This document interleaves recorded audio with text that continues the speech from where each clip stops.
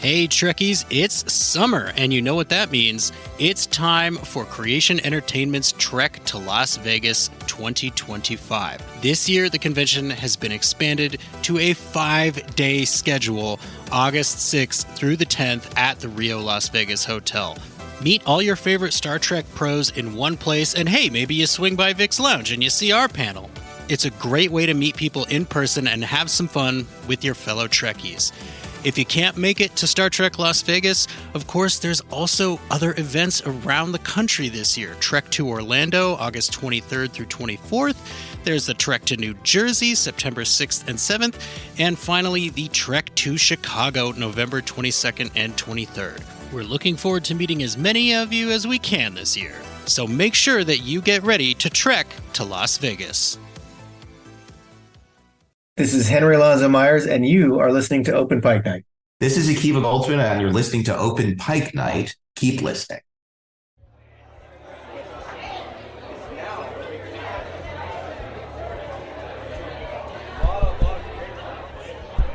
Is this thing on? Hello, hello.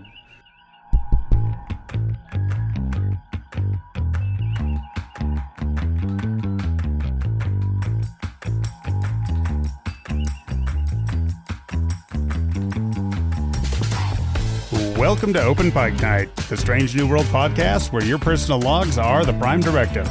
I'm your host, John T. Bolds, here tonight with some amazing guests on stage and in the studio for our Strange New World Season 2 Showrunner Retrospective. You've heard our thoughts about Season 2. Tonight we hear from the guys who know more about it than anyone. With me tonight are my co-hosts. The man who says, to be continued, and runs away whenever an awkward conversation starts. Host of Sudden But Inevitable, Jesse. I gotta ask, Producer John, are you feeling like your job is threatened? Because usually you run our show, and now, Hey, if these guys will take over running the podcast, I'm not going to say no. And the man who would fly his shuttle way too close to Starbase 1 just because it looks cool. Host of Green Shirt, a newbie's trek through TNG, Cameron. Yes, everything I know about life I did learn from Top Gun. It's a wonder I'm not in jail yet. All right. Joining us tonight are two people who have some of the coolest jobs in entertainment. Guys with so much decision-making power that millions of fans talk about the worlds they help create. And our Open Pike Night callers have something to say. I just wanted to add my voice to what I'm sure are many callers thanking Henry and Akiva, not just for taking the time to do this pod, but also, of course, for Strange New Worlds. First of all, thank you so much for all that you have done for Star Trek in this era. Thanks for the last 2 seasons of amazing entertainment. Just thank you for an awesome season. There were so many standout episodes. I loved what you did with Una and the courtroom drama, the homages to TOS and TNG in that. And congratulations on a banger of the second season. What I really enjoyed about the second season of Strange New Worlds is that there was so much experimentation with the storytelling. Henry, Akiva, calling you guys by your first names is weird and feels wrong. I love your work. I was very nervous when the show came out, but the way you've incorporated Strange New Worlds with what had already existed in TOS, although fearful, has been just really spectacular. I've been a Trek fan my whole life, pretty much, and I love a lot of the franchise, but I've always been a TOS guy at heart, and I think you're just doing a fantastic job honoring that old school original vibe while still helping the franchise grow and go in these exciting new directions, which obviously is also very important. And the Lower Decks crossover, I don't know how you pulled that off, but it was phenomenal. It was all very well done. Thanks again for all the work. Thanks to everyone involved in this show. It's such a pleasure to watch each week. I really appreciate it and look forward to more. What you're doing, particularly with Uhura and Chapel, I want to see more. I love TOS. I grew up with it, so I hope to see more of that. It is glorious and joyous, and I hope it continues for both of you and for all of us for much, much longer. May the strikes be resolved amicably, and we get 20 more. And oh my goodness, the showrunners! Thanks so much for being on the podcast. All right, returning guest Henry Alonzo Myers and first-time guest Akiva Goldsman, welcome to Open Pike Night. Thank you. Thank you. I think Thank you. very impressive that Henry did all those voices just now. I was thinking the same thing. He's a talent. I've never heard your British be quite that convincing, Henry. So I've been working on it. Well done. Thank you. I can tell this is going to be a fun conversation. Oh no, I gotta go. But thank you. Still counts. All right. Well, yeah. Let's set the game board here, gentlemen. So you finished filming season 1, and not too long after that, season 2 is announced. Now, at that point, when it was announced, like, what did you have in mind? What were your goals? You must have had some ideas of what you were saving up for season 2. Like, what was the amalgamous form of season 2 at that point? It ended up coming very fast, so like we almost didn't really get a break. We were like jump from one to the next. I mean, the words that we came up with were essentially like, we want to do the same thing, but we want to do it bigger, and we want to do it better, and we want to try some things that we hadn't tried. That was sort of it. We didn't want to change the show, but we wanted to, we were trying to do a classic version of Star Trek, but in a contemporary way. And we wanted to do all that. And, season 1, I want to say there were some episodes we probably tried to do a little more reduced because we were literally just trying to figure out how to make the show. And then we were like, all right, now that we figured out how to make the show, let's see how we can make the show, but a little more complicated. And we pushed ourselves. And that definitely was what season 2 was about. Excellent. You agree with that, Akiva? No, I was drunk. But even when drunk, the writing on a piece of paper is actually very coherent. So very, very. As long as you only use 3 or 4 letters, you can write almost anything when drunk. They're usually the correct letters. That's No, I know what Henry said, and said it well.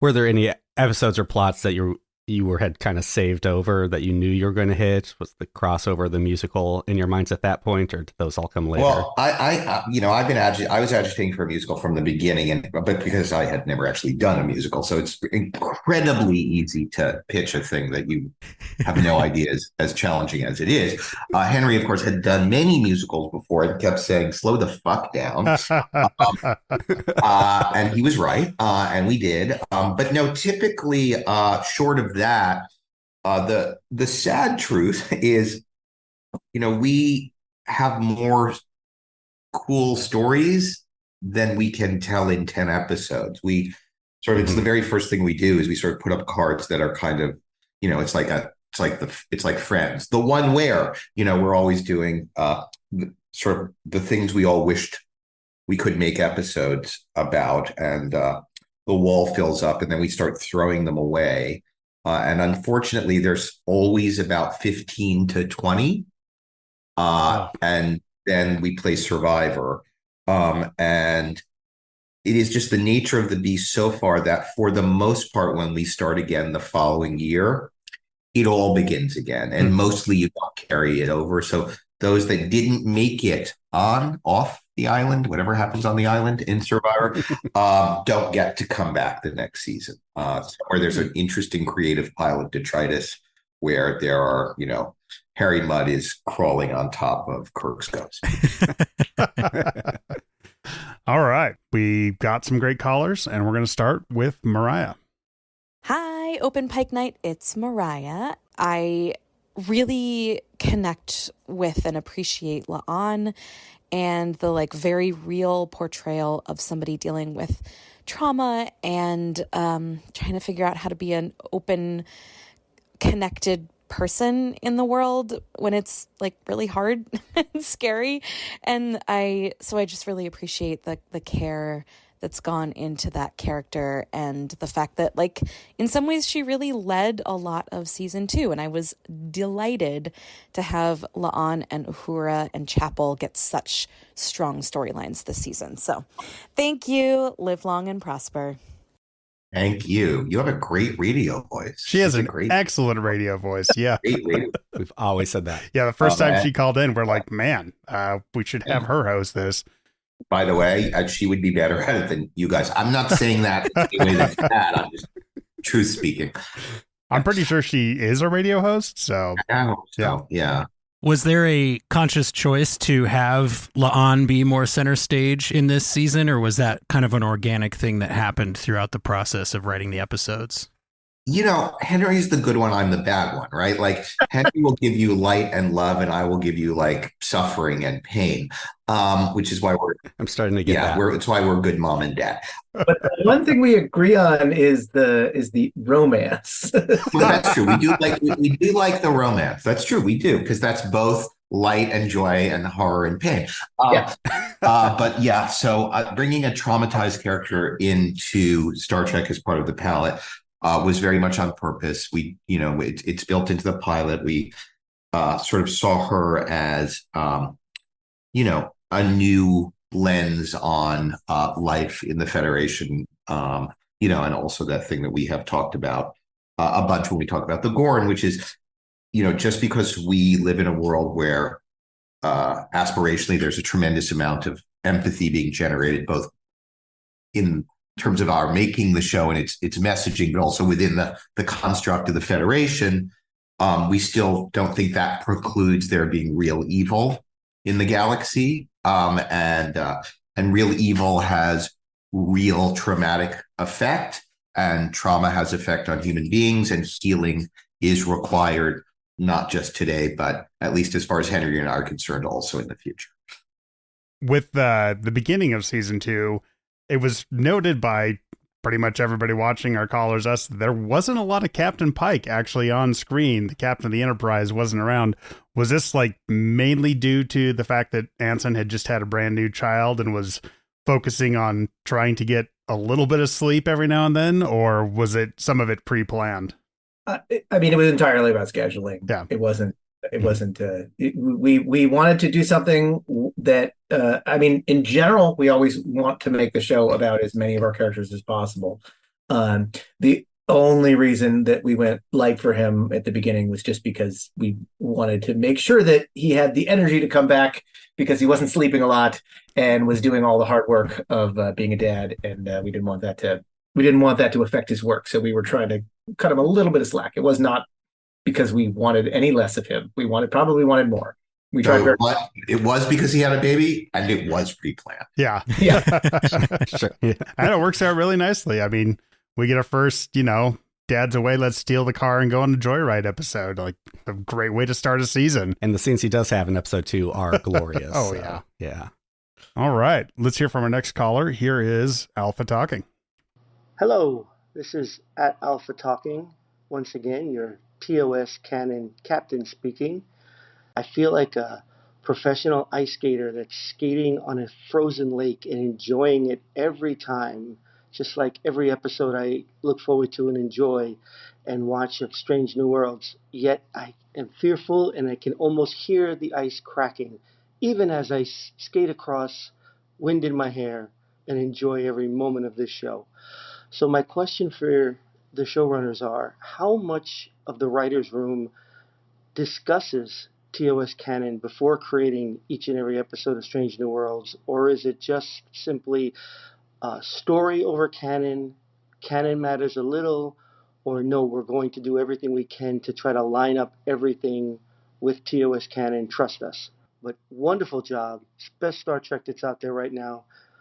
This last season was spectacular. I loved every minute of it. Thank you all again, and thank you for the time. All right. So I'm sure you guys have never been asked this question before, right? About where TOS and Strange New Worlds meet. Starting to feel like cannons, I'm sure. Aimed right at you. This is actually a thing that Akiva has been working against for many years, or with and through on multiple shows. So I want to say I'm relatively new to this in the grand scheme of things, but I love canon, and so does Akiva. And we talk about it a lot when we have some very, very smart canon people in our staff. I personally am a TOS fan, right? I'm old, so that's my Star Trek.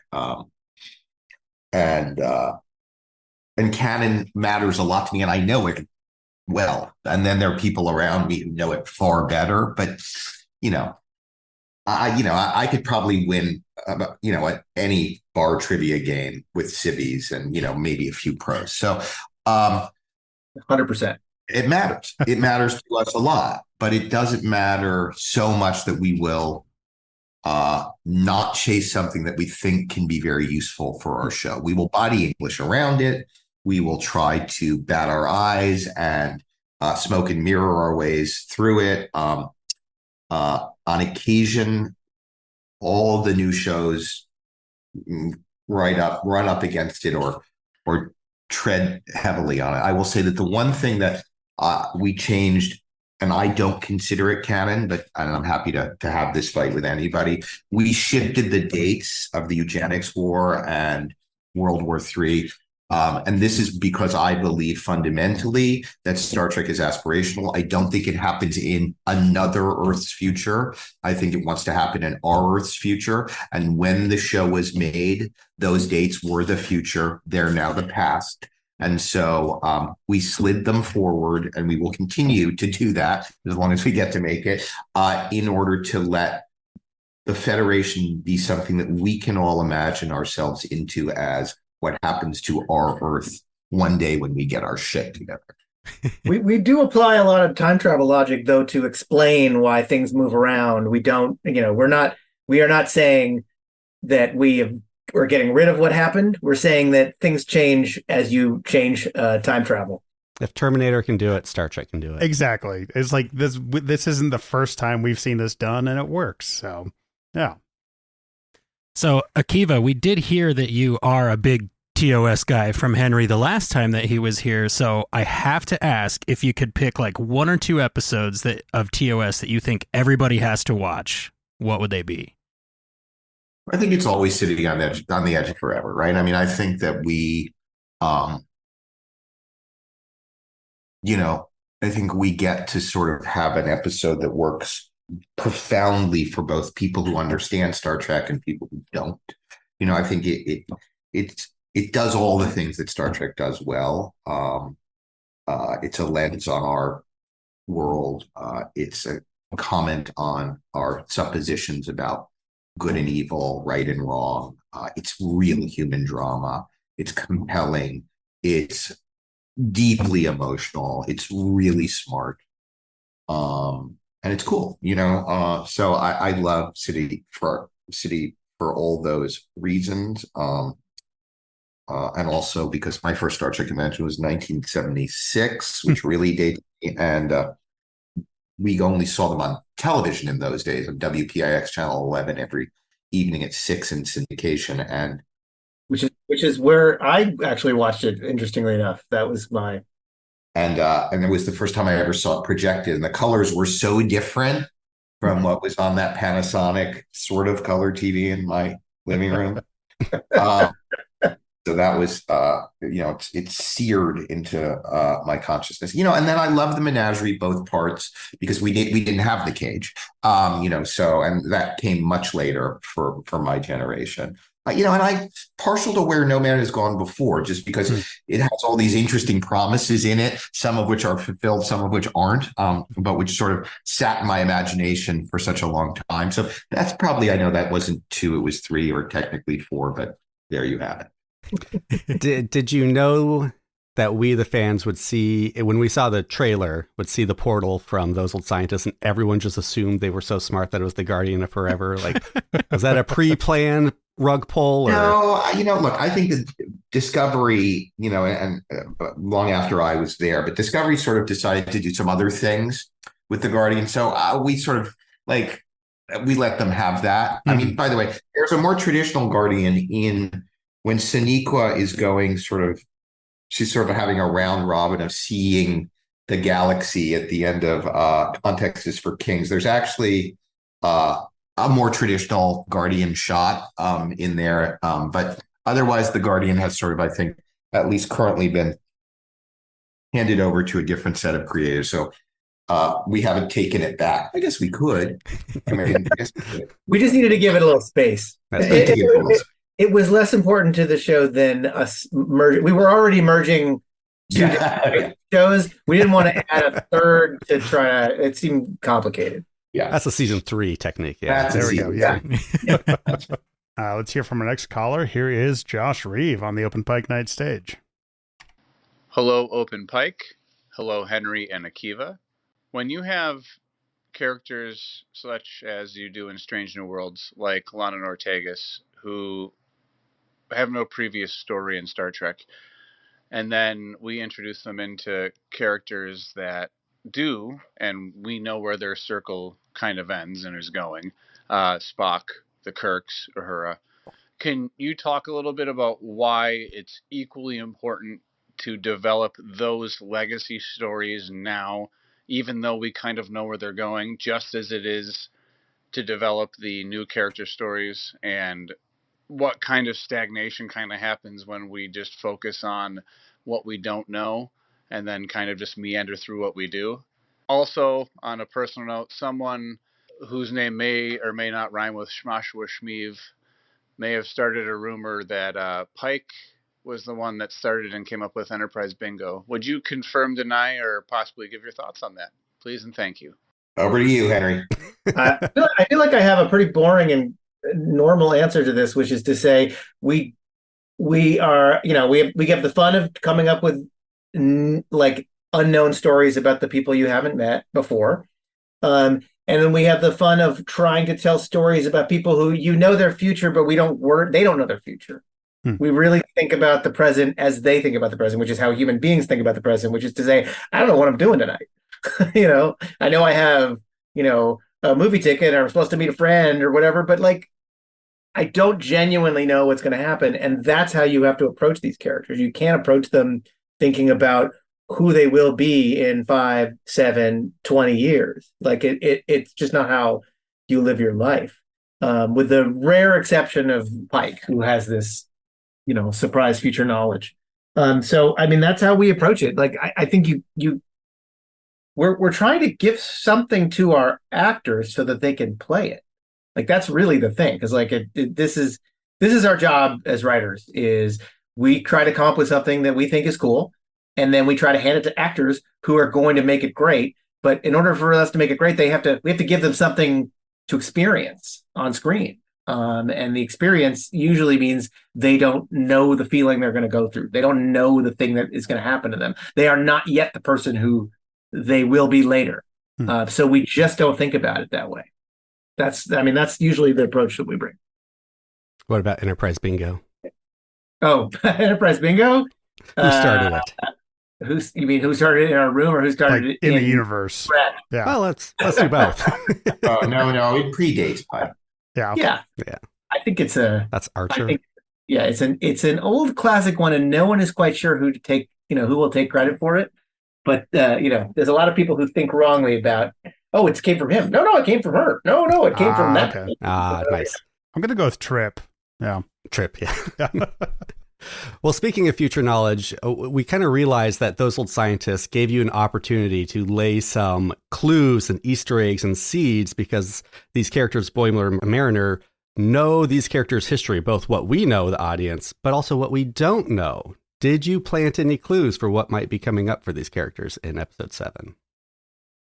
And are you allowed to say? For Boimler or for our people? For the Strange New Worlds crew. Because we're like, for example, we were theorizing maybe when he says Ortegas is a war hero, he's not talking about the Klingon War. Maybe there's another war she's going to be a part of. Well, in that one, we were specifically talking about the Klingon War because we were literally diving into it in the next episode, which isn't to say that we're not going to be continuing to deal with some issues from that. Good. There's a ton of references in that episode. That was the intent. We wanted to, it's a little bit of a, when we initially started talking about that episode, the thought was, what if the biggest Star Trek fan in the world landed on the Enterprise? That was part of what we were trying to do. So that was a little bit for everybody. So no seeds for what might happen in season 3 is what you're saying? I will not reveal anything about season 3. All right. There's a season 3? We'll get to that. Yeah. Henry, the last time you were here, you spoke with us about how writing involves a lot of listening to your characters and the stories that they need to tell. Was there anything you heard from your characters while writing season 2 that surprised you? I was surprised that so many people were able to sing. That was a thing that was I don't want to say it's a surprise, but it was a delightful surprise. Uh, that's a good question. I mean, the thing that we usually do when we approach is we try not to dig in the exact same direction that we dug the previous season. Going into this season was about, all right, well, we already did the stuff with Lon, we already did the stuff with Uhura, we already did the stuff with Ortegas. Like, what are we going to do differently this season? How are we going to send them in another direction? We're really trying hard not to just play the same note. And that really is about working with the actors. And so a lot of this is about what's the story that we can give them that allows them to do a thing that either reveals some new thing about their story or has them try something. I mean, there's the Lon romance, which I adore, is a thing that we didn't get to do season 1 with her. Did you know how powerful her performance would be when she broke down at the end of season or episode 3? Suspected. She's a very good actor. Yes, I know. I'm just saying, like, we were all gobsmacked. Like, it's such a great moment of. We didn't even know that. I mean, when the concept of that story came up, we didn't even plan necessarily to kill him. It just came out of the storytelling. Mm-hmm. It suddenly seemed like, maybe what if we did that? And then we had a story that meant something to her, and it was her. I mean, yeah, that tear gets me. Yeah. Oh yeah, yeah. And there were people who were like upset with like, oh, you killed Jim Kirk. It's like, join the club. Have you seen Star Trek? I mean, my partner and I love things that make you cry. That's all I'll say. This season was great at that. Yeah. Yeah. Our next caller is Platty, who's been on almost every episode this season of Open Pike Night. Here we go. Hey, Open Pike Night, Akiva and Henry. This is Platty M3 calling in with my hits, shits, and misses. So, season 2 hits. I have a question for you. What scenes or characters did you find that hit the exact tone and fan reaction that you were going for? Shits, conversely, anything that seemed like you thought it might go over better, but maybe didn't, either through filming or fan reaction? And misses, with season 2 filming before season 1 aired, is there anything that you didn't get to put in that in retrospect you'd have liked to have done? Maybe based on fan reaction to season 1, wish maybe you had a little tweak for season 2? Akiva and Henry, I love what you've done with the show. It's been my favorite live action Trek in decades, so keep up the good work, and I look forward to seeing what you do with season 3. So were there any standout moments where you're like, yes, that's exactly how we wanted the fans to react to this? Well, I think of the I'm Ortegas and I Fly the Ship is one of my favorite moments in the season, because frankly, we just wanted to write more for her, and we don't always have time to write as much for everyone as we want, and so that was a delight. Absolutely a hit. Yeah. How about things you created that just didn't ring with the audience or didn't get the reception you were hoping for? I'm going to say something. I don't want to speak for my partner, but I will say my own personal feeling about this, and I really don't mean this to be rude, is I actually genuinely don't care. I genuinely don't care how people react. That's their reaction. They are entitled to have it. They can do what they want. We were making a show that we liked. We were focusing a show on things that we would enjoy. And we didn't have a lot of that coming into everything was already decided long before things got on the air. So because we were trying to make a show we thought was cool.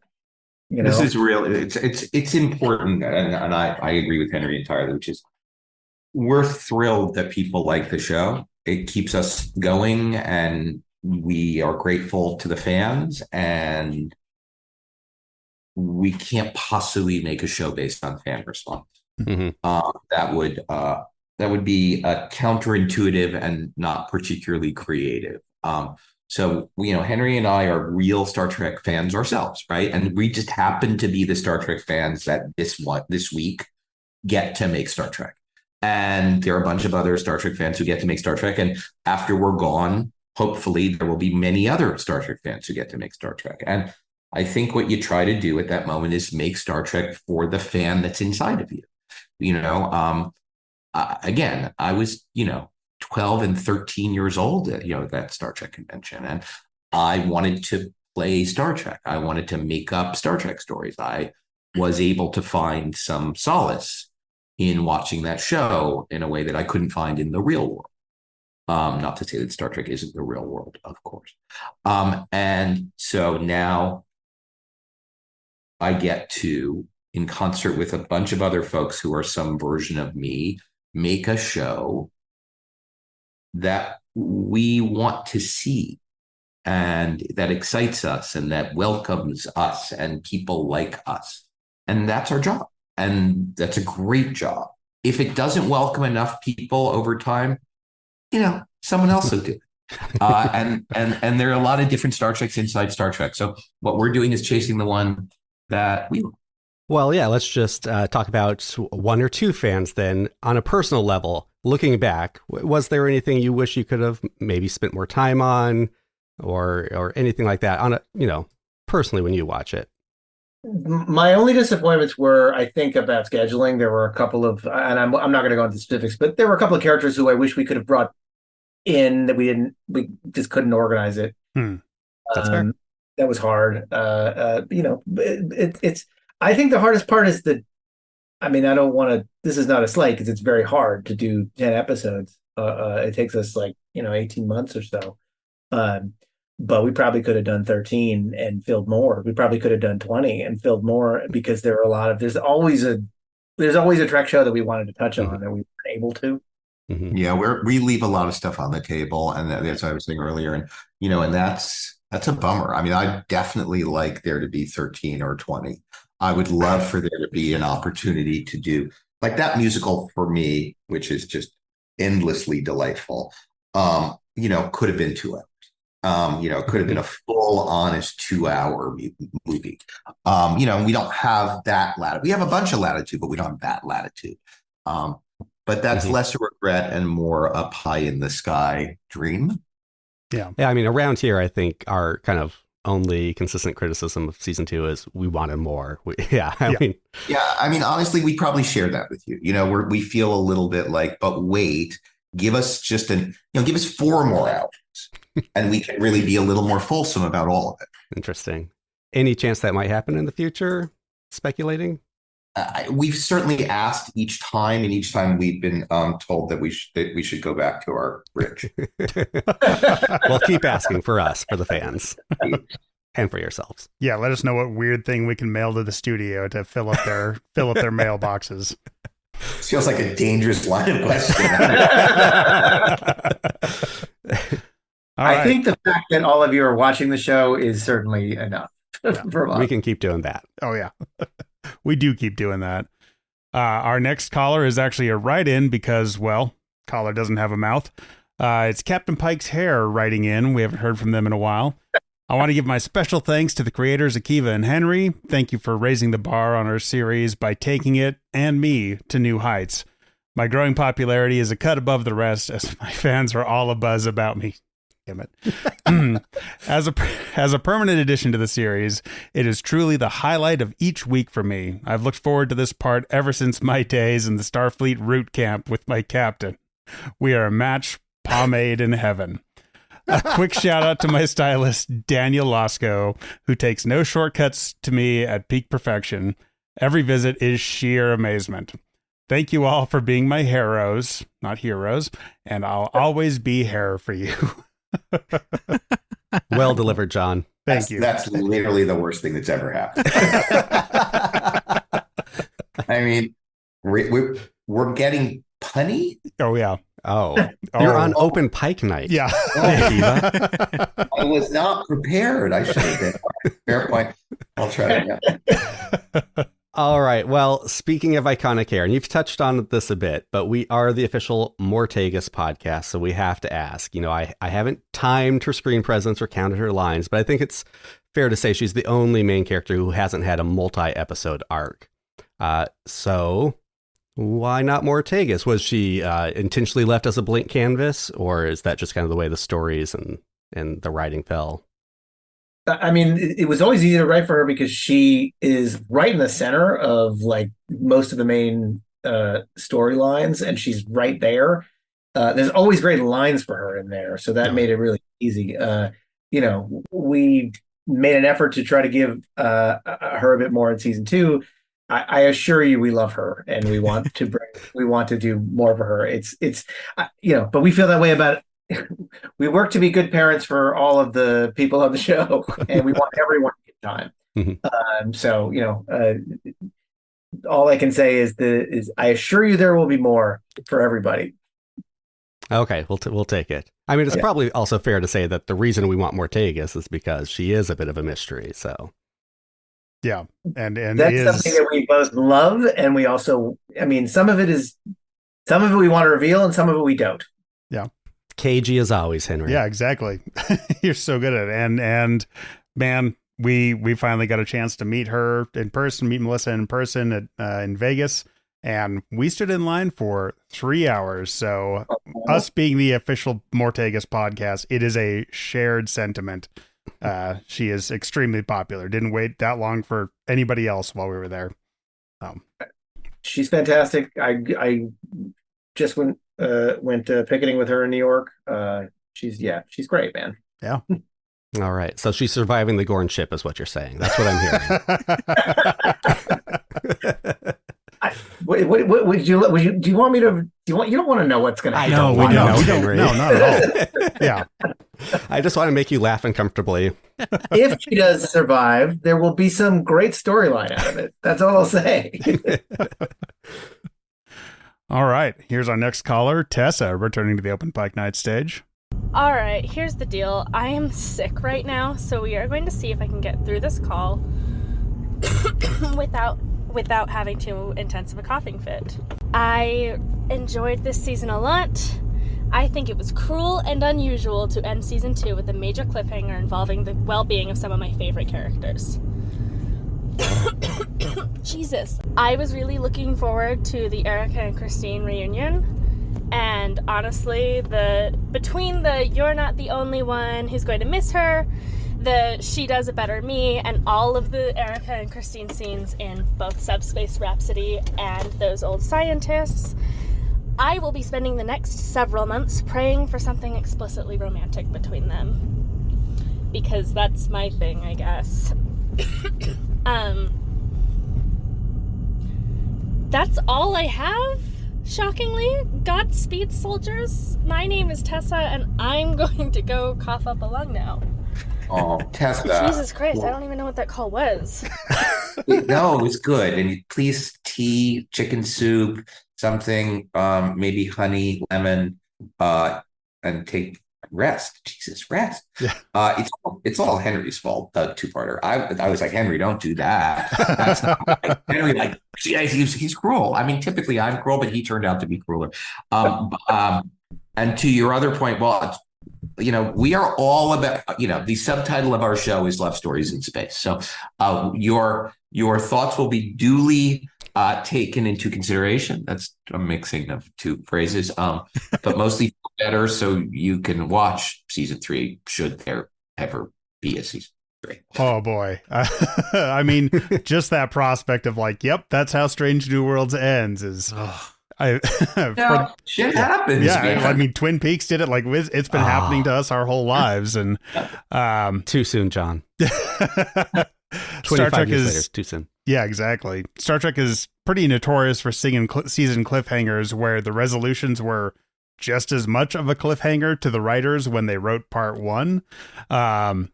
Did you have a pretty good idea of how part 2 would go when you were deciding to make it a 2-parter, or was it a blank canvas like back in the? Well, I mean, since I wrote part 1 with an absolute idea of how part 2 was going to go. Okay. You're a good man, Henry. I also would say that I really wanted to. As a young man, I loved Best of Both Worlds so much. The jump from when we go off of Frank saying fire. I mean, it's just like that to me that was the feeling we wanted to give the audience, which was, oh my God, we're good. Like, things have gotten bigger and crazier, and we have to find out what happened. I mean, that was that was all that I really wanted to recreate, which to me that's as Star Trek as it gets. Any other delays were not intentional. Yeah. Well, that episode was the first and only episode we watched for the first time in a room together, and I can say it absolutely was effective for all three of us. Oh, yeah. In that moment. Yeah, just that slowly dawning realization, like, man, how long have we been watching this episode? Because it sure seems like there's a lot that needs to wrap up. And it's so masterfully done, because there's a moment where you're like, oh, this is going to be continued. And then you cut to like a wide shot, and there's like 10 more seconds of stuff going on. You're like, oh, maybe they are going to resolve it. And then you cut back to like his face, and you're like, oh, those SOBs. The thing that I loved is that one ends with to be continued, and then in the classic Trek tradition, the next one should be the conclusion of our story. Like that's what we really want to do. And now the conclusion. Our next couple callers, we went ahead and edited together because they pretty much asked the exact same question. So here is Captain Idle and Trev on the Open Pike Night stage. Hello, Captain Idle from Trek Time here. Hey, it's Trev, beaming in from Failure to Franchise, the podcast devoted to failed movie franchise starters. Season 2 saw massive swings with the Lower Decks crossover episode and the musical episode. After giving us a fantasy episode, comedic farce, a musical, could you maybe talk about any other genres you're eager to possibly tackle in later seasons? Do you see more creative and experimental episodes going forward? I know personally I'd love to see a Western episode with Pike going full cowboy. Will there be a puppet episode? And I'm also hoping the zombie discussion we heard in the finale was perhaps teasing a full-on zombie episode at some point. Oh, how about the crew are forced by Trelane to do a stand-up comedy for an expecting audience of pregnant Gorn? Okay, that last one is a bit ridiculous. No one can match Billy Campbell. I'm sure you don't want to spoil anything that's already set in stone for season 3, but maybe you could just tease some of the types of episodes you'd like to eventually try, even if you have to be a little cagey about it. Ooh, cagey. See what I did there? All right, thanks, guys. And again, just keep up the incredible work. Thank you very much, guys. We all appreciate you. That was pretty great. We love strange new genres. So we do not rest. We don't do it. We try not to do it as trickery, right? We try to sort of use genre and character and story to good effect when it comes to meaning. That trying to generate one of the sort of core values that we like to orbit. See, now I'm doing it. And that's typically empathy or compassion or unexpected emotional development or surprise and wonder, right? Sort of these values that are human connection between sentient beings. All these things are sort of the core values of Star Trek, we think. And we use genre as a way of shining or seeing those things through a different lens and thereby enhancing them. Genre is, I often said, a carnival mirror. It's created, it enhances a particular aspect of the human condition. So the answer is yes, for sure. Puppets, unclear. But not no. Why? But not never. Weirdly, because we have now been asked this question recently, and Henry, you don't know this yet. My brain has been spinning on a couple of things that I'm so desperate to talk to you about. You can use this platform to just, you guys can talk right now. That's fine. What I was thinking was, oh no, I can't. But we definitely have looked in the directions, many of the directions you just listed and more, and we are eager to try different things and use that's the gift of this show, right? That we can hop genre, and in so doing, we can refine our storytelling, and that's neat for us. Yes, people still use the word neat, apparently, and so yeah, for sure, more different to come. Was there a moment where you were like, we've done a musical and a cartoon crossover, what do we do now? Or did you always know you had those up your sleeve? Yeah. You've been doing this a while. You're confident. Well, I don't know if we always knew, but we definitely didn't go, what do we do now? We're like, so now what we should do is. And here's a decently related question from Joe Dove calling back into Open Pike Night.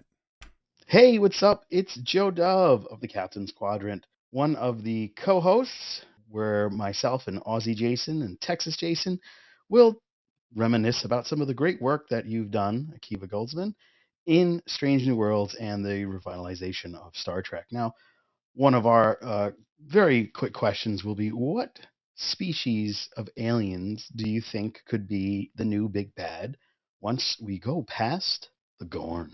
Well, I can't tell you because we have already sort of crafted them.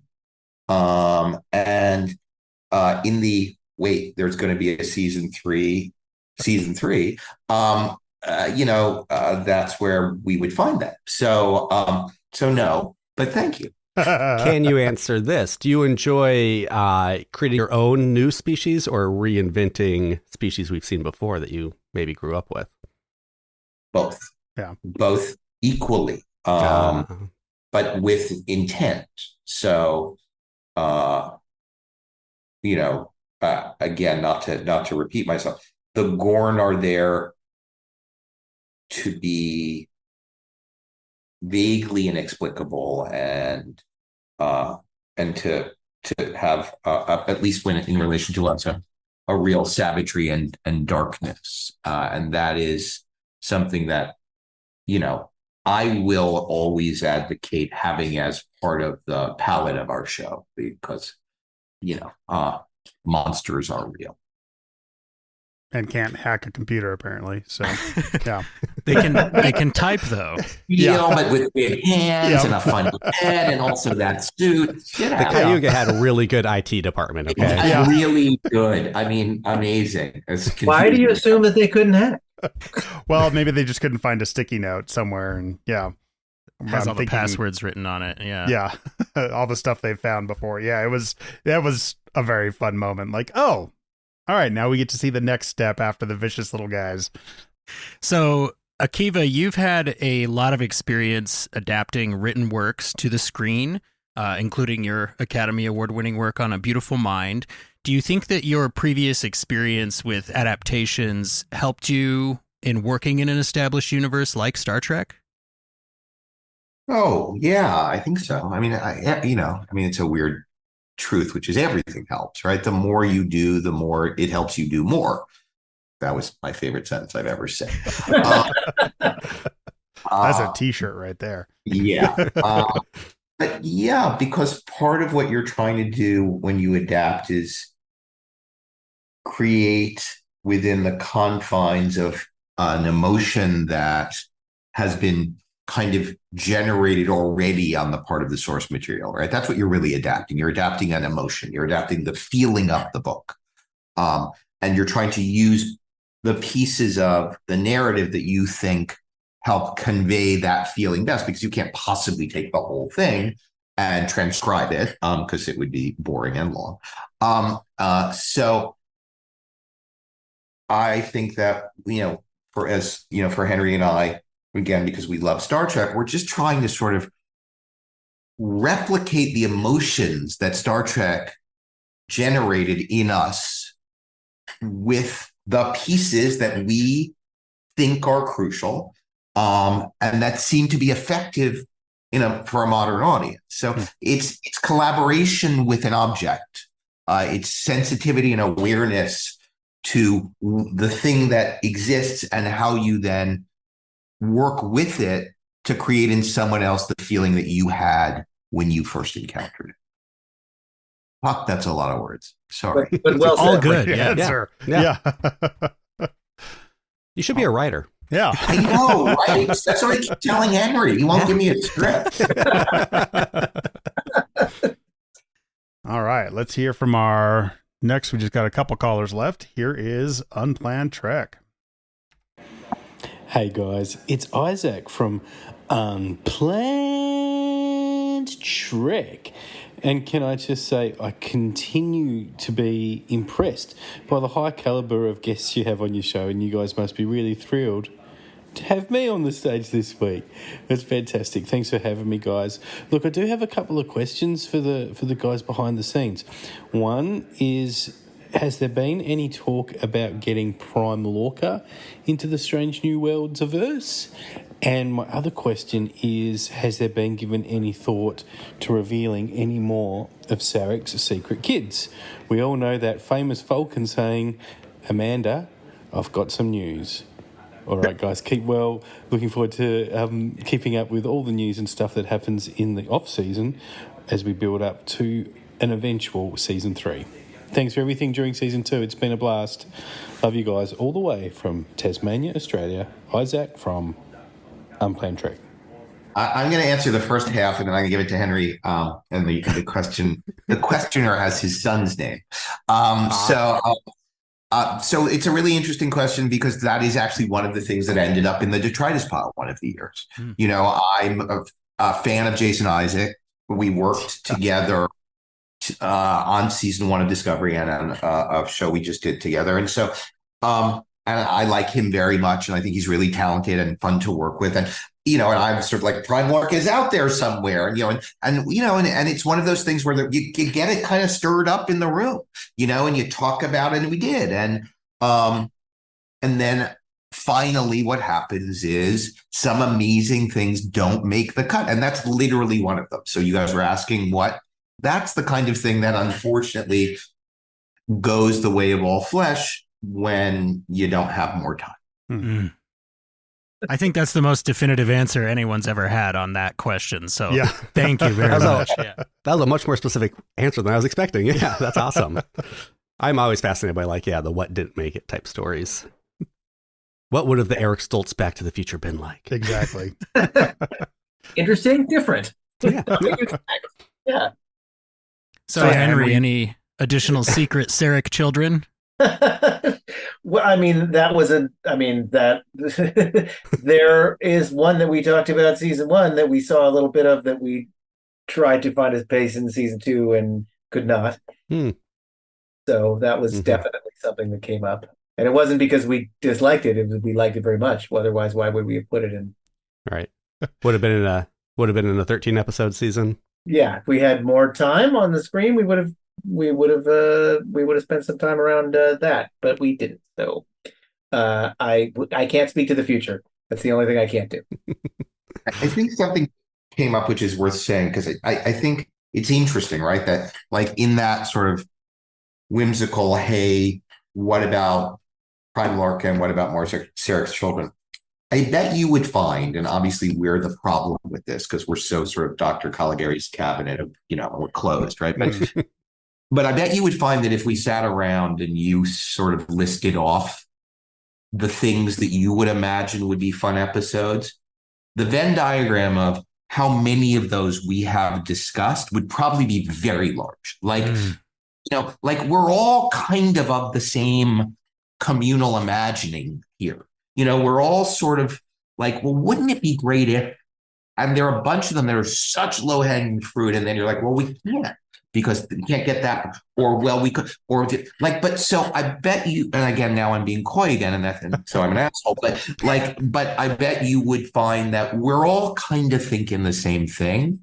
And yes, maybe a musical is surprising, but the directions that we take things, although our execution may be surprising, we hope, they're kind of the things we sort of want to see that we bet you kind of want to see too. That's why I don't think people were like, huh, Scotty? They were like, ooh, Scotty, right? And that's because we're all sort of imagining the same stuff and we're just trying to figure out how it appears. I like it. How does the conversation go with an actor? You're now portraying one of the most iconic characters of television of all time. Can't talk about it for a year. I mean, we try to be as nice as we possibly can. That's fair. That's nice. They understand what the deal is. We're lucky to have them all. So, and no one knows quite how long these things take, and they sometimes take a little longer than they maybe should. Speaking of something like that, Henry, Jordan Canning, we talked to her, the director of episode 5, Charades. She told us that your tone meeting for the episode was like a 3-hour meeting at the depth of which she has never seen for a tone meeting, and loved it. She thoroughly enjoyed it. She said she had 10 pages of notes by the end of that meeting. Is that the level of detail you're typical you typically practice, or do you give Strange New Worlds a little extra love for your tone meetings? No, that's about. I mean, they vary. I mean, I co-wrote that episode with Kat, and so part of that one was so specific because it's a comedy, and oh my God, Jordan Canning is an incredible director. I feel.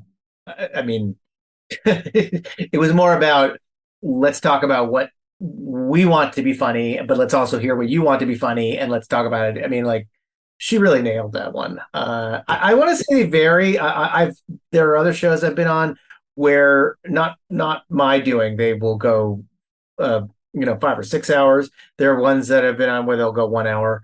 I usually go for two. That's usually where I try to land because the goal in a tone meeting is to walk through the intent of the script with the director to say this is what we were hoping would happen, this is what we want, but also to hear what they are thinking and how they want to approach it. And my favorite part of the tone meeting, the part that is the best, is at the very end and I say, and now it is yours. Like have fun with it, make it your movie, like go do it. And I try really hard not to worry about it after that. It's all gone. The intent is really just to tell them what we were going for, how we hope it works, and if they have a different idea, to have a discussion about it.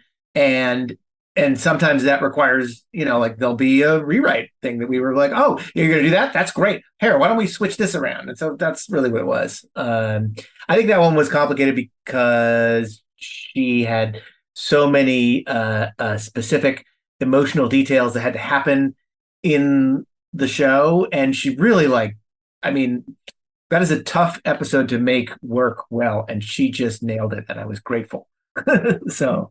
And I would add to that, typically the show teaches you how to make the show, but not really ours, because it's genre jumping, right? All the things we've been talking about are delightful. So we look to match our directors with the tone of the particular episode. But then there are certain things like Henry with 5 or me with Valerie Weiss in episode 2, where you kind of just like get in there and work closely with the director in order to sort of say, this could be this or that, right? Because Henry, that's a comedy it matters that Henry is doing, right? Or that's it's a full-on legal thriller that we're doing in 2, right? Mm-hmm. And so I have some experience with that thing back from the Grisham days. Henry's got some experience, so we go in and we are like, if you look at that, you could do it a bunch of different ways. Here's kind of what really we're thinking. The writer was thinking this, or in episode 2, Dana wrote it and she did a great job. And so I'm in there helping guide the director, and as is Dana, sort of, so we can sort of really narrow in the focus. Henry co-wrote 5, so easier for him also to be in there and guiding the director to sort of find the tone that we imagine fits into the tones of the season. Because there's still some variety that typically so there's variation that typically in another show, you would just look at the past 2 episodes and you go, that's what they mean when Joey says whatever Joey says to leave the apartment, right? But in our case, Joey could say it differently in different episodes. Joey, right? That was the Matt. Yep. Yeah. See, I said one. You don't know I didn't. Nope. That sums it up. Excellent. What did Joey say? Did he say anything? How you doing? That's what he'd always say. He'd always say, how you doing? Yeah. All right. Here's our next caller, Patrick from the It's Got Star Trek podcast. Hi, Open Pike. This is Patrick calling in. First, I wanted to thank you for a really great season of coverage of Strange New Worlds. I can't wait for the show and can't wait for your coverage of the show whenever that season comes through.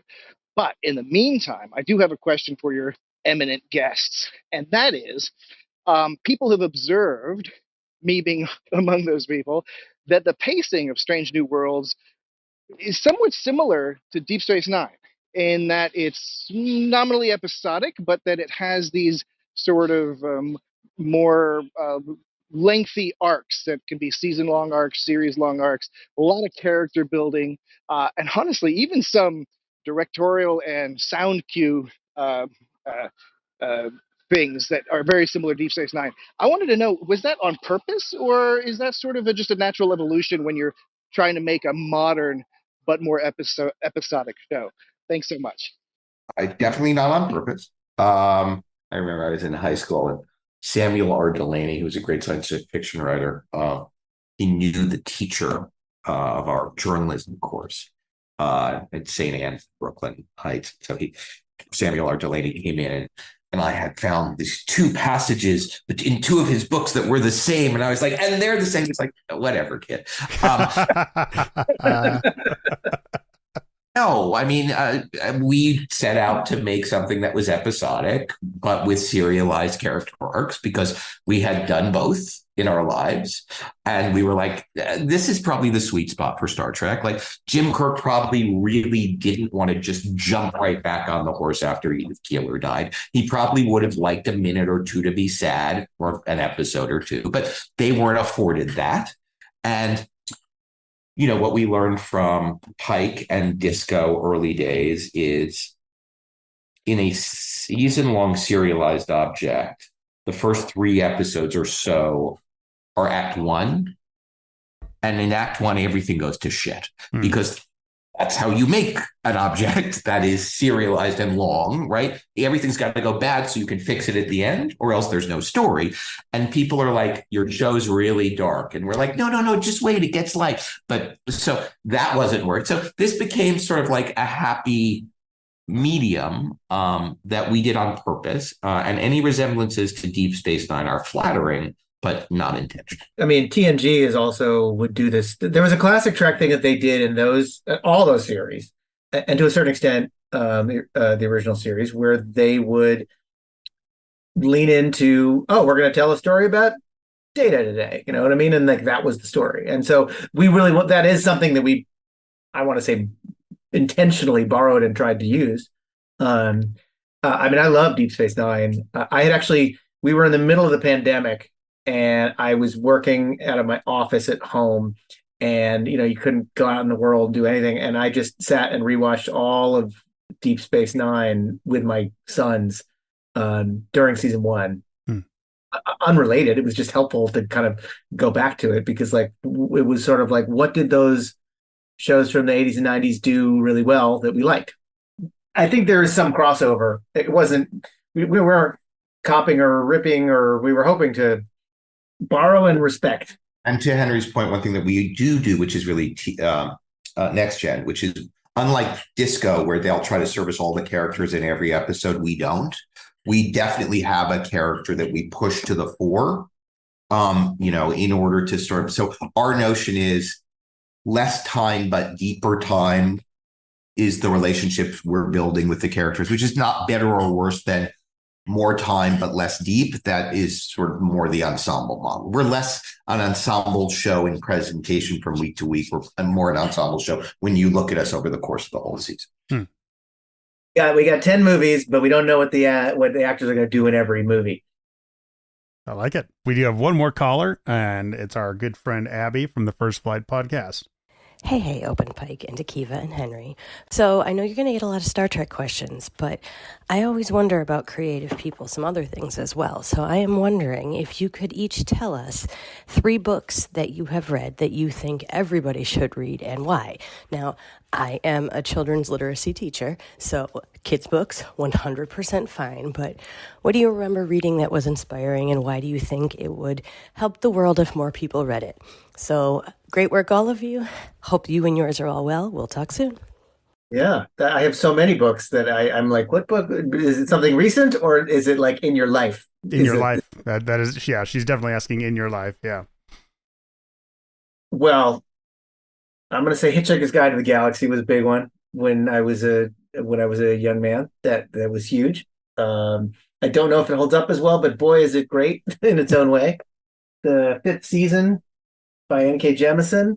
That's a really, really brilliant retake on science fiction in a way that like rethinks it in a way that I hadn't seen before, and it's beautifully written.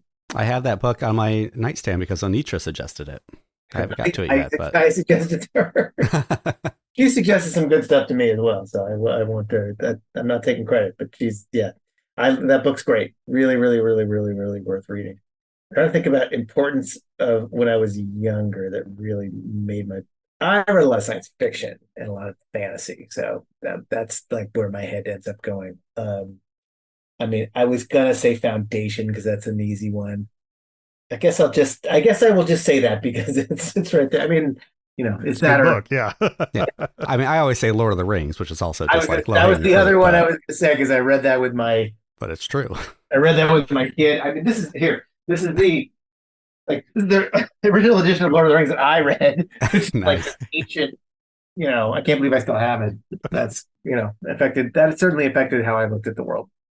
And the mine are all science fiction also, interestingly enough. They were A Wrinkle in Time. It was read to me when I was quite wee. It meant a lot to me. Ray Bradbury's Something Wicked This Way Comes. And then probably Stranger in a Strange Land. Probably wildly dated now. Almost unreadable in terms of its politics. But the ideas were really compelling. There's also another Heinlein book called Red Planet, which was Heinlein wrote sort of for young readers. And weirdly, I read that and the Andromeda Strain sort of early enough to have them feel like I was reading them young. And I'm a failed fiction writer, so my whole life was shaped by books until I realized I was not talented enough to write them, and then I allowed myself to be shaped by movies because I could get away with those. Oh, those are great choices. Yeah. It's a good way to fail. Yeah. Failed your way right to an Academy Award. Yeah.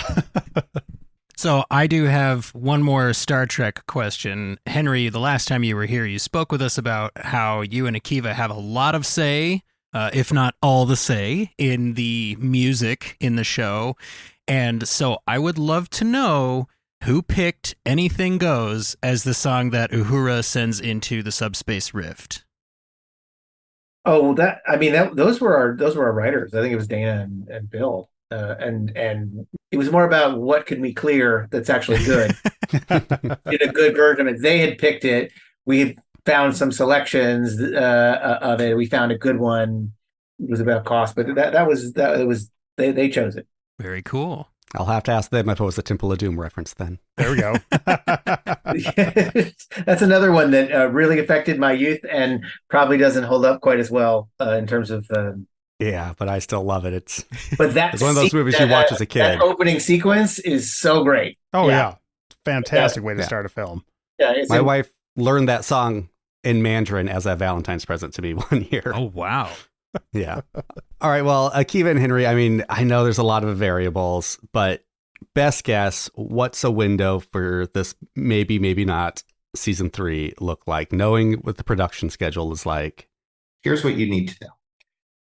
We're in a righteous strike. Mm-hmm. The righteous strike is over.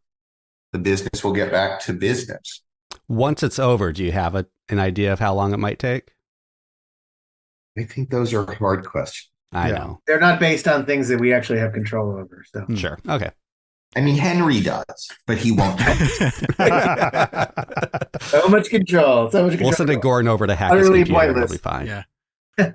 We will continue to include links to the Entertainment Community Fund in our show notes because we have always stood in solidarity with both the striking writers and the striking actors here at Open Pike Night. So that's something that we can proudly say that we haven't wavered on. We support the people that make the things that we love, and we know that without you guys, it's not going to happen.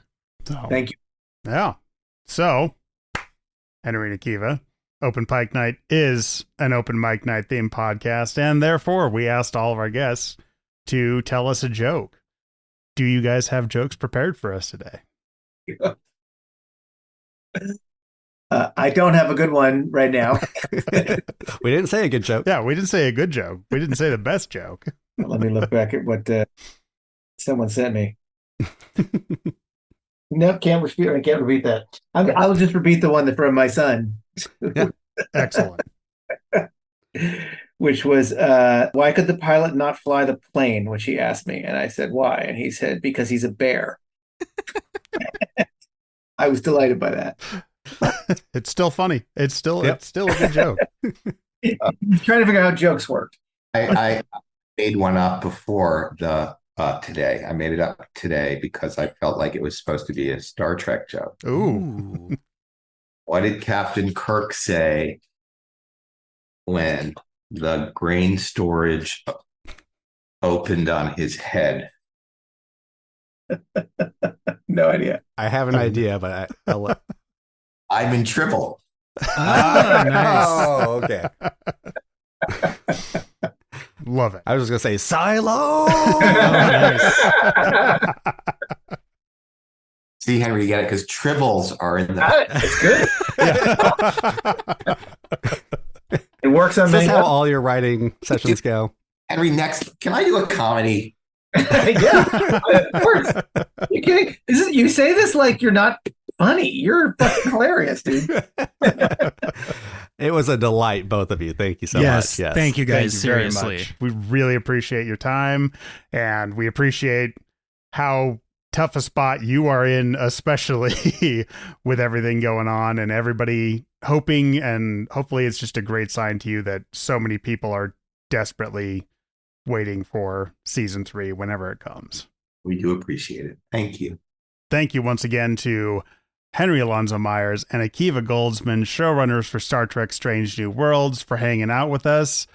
That was a great conversation. Dude. Oh, man. Yeah. Like, one of the few words I can form right now is dudes.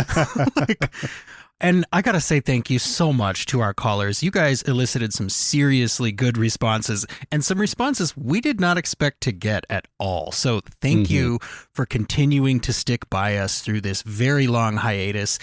It does sound like they're pretty confident that season 3 is going to happen. So keep calling the AMPTP, keep donating to the Entertainment Community Fund, because as Akiva said, this is a righteous strike, and striking works. Yes.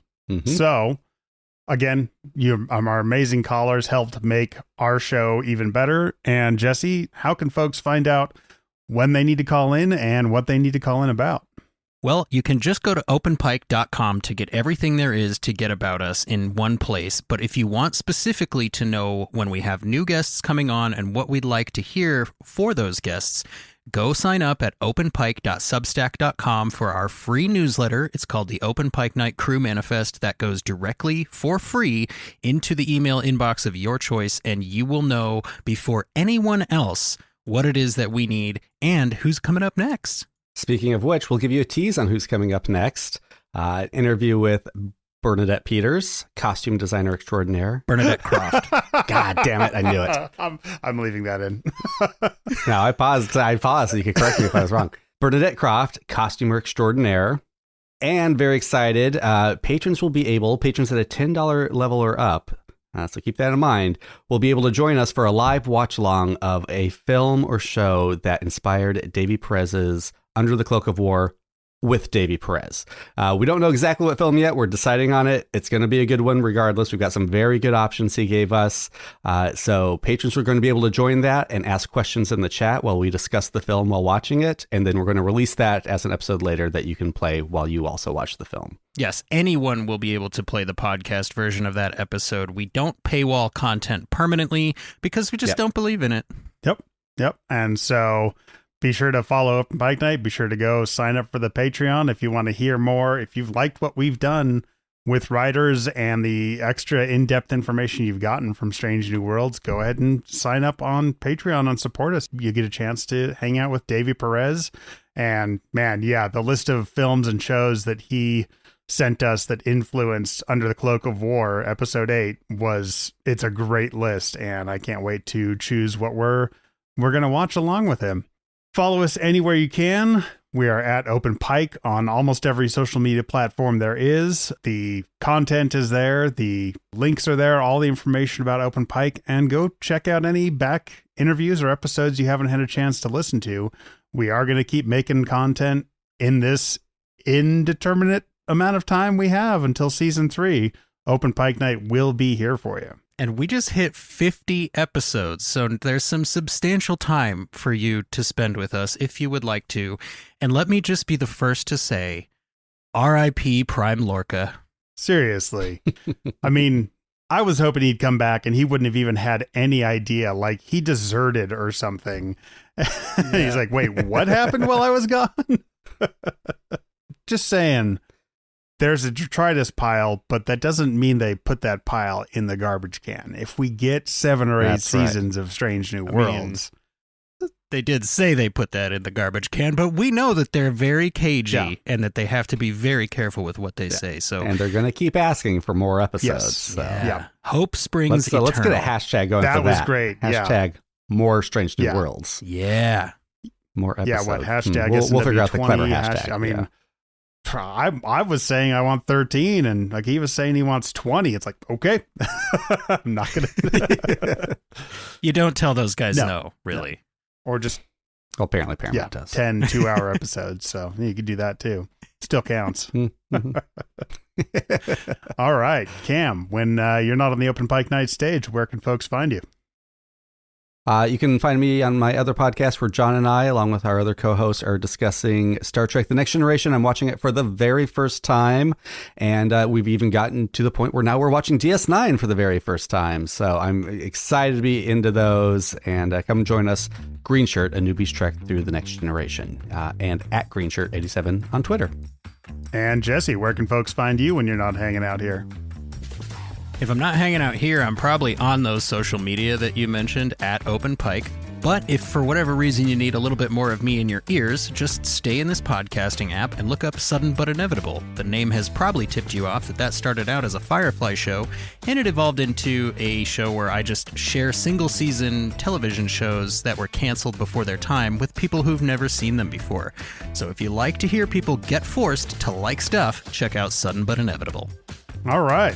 It's been a long night, and the Open Pike Night crew has to go find out if there's a season 3. I don't know. Couldn't quite get Akiva to confirm it, but we're pretty sure there's going to be a season 3. So be sure to clean up after yourselves. Be sure to tip your servers. You can go anywhere you want, but you can't stay here.